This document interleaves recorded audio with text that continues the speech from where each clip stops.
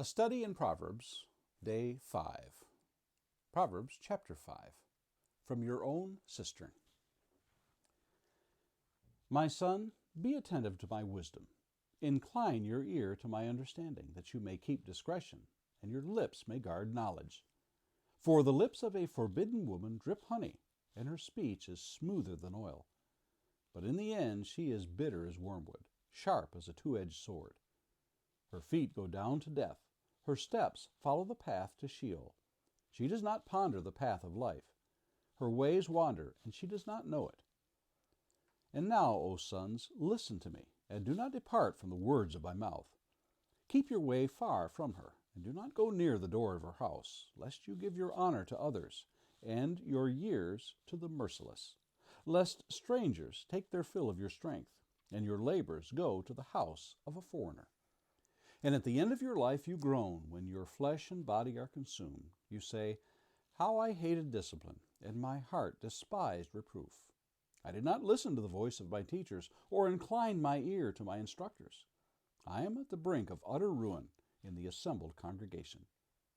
Drink water from your own cistern, flowing water from your own well. Should your springs be scattered abroad, streams of water in the streets? Let them be for yourself alone, and not for strangers with you.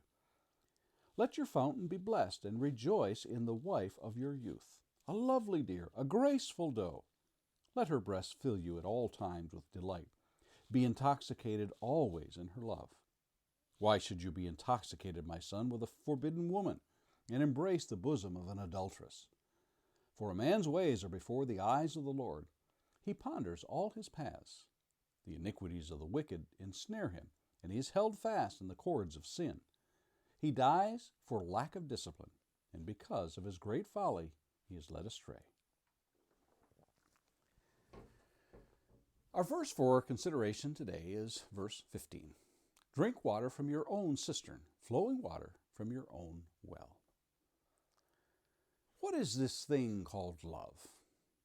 I walked into a classroom in high school to see this sentence scrawled across the chalkboard. I've pondered that thought over the years and conclude that it is a deep well rich with flowing water, enough to quench the thirst of all who will drink it. It is interesting the analogies and metaphors that are applied to a water well. You've heard, when the well's dry, we know the worth of water. Or how about this one? You can't draw water from an empty well, or dig the well before you are thirsty. For many in the modern Western world, the idea of a well is much different to that of the ancient world. In antiquity, the flowing well meant life. Without it, in the arid regions, life and vitality ceased. In parts of third world countries today, a single well supplies families and villages for miles around, as we have witnessed in the West African country of Ghana. Solomon uses the cistern or flowing well as a metaphor for the marriage.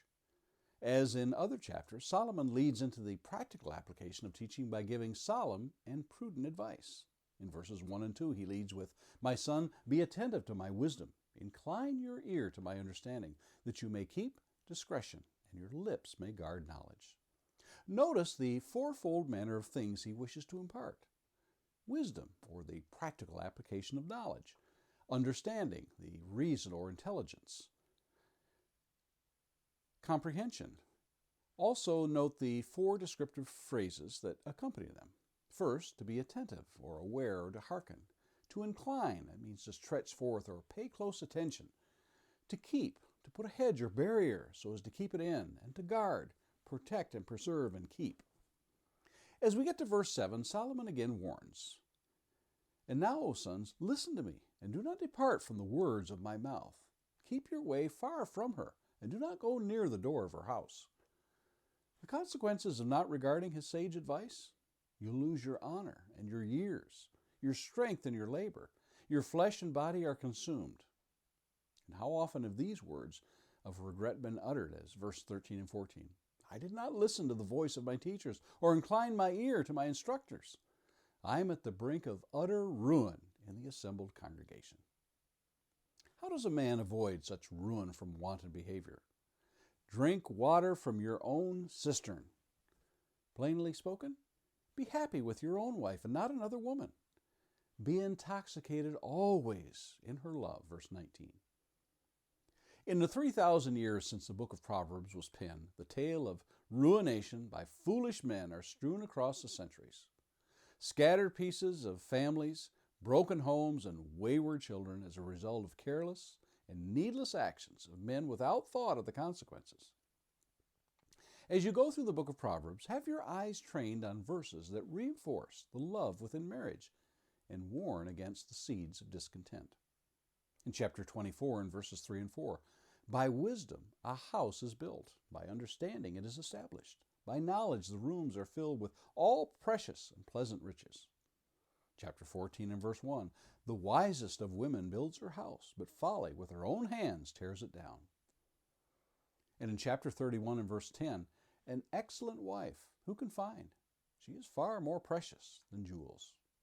And again in chapter 31 and verse 28, her children rise up and call her blessed, her husband also, and he praises her. Have you recognized the hard work a home, a family, and a marriage requires? And Lord willing, we'll meet again tomorrow.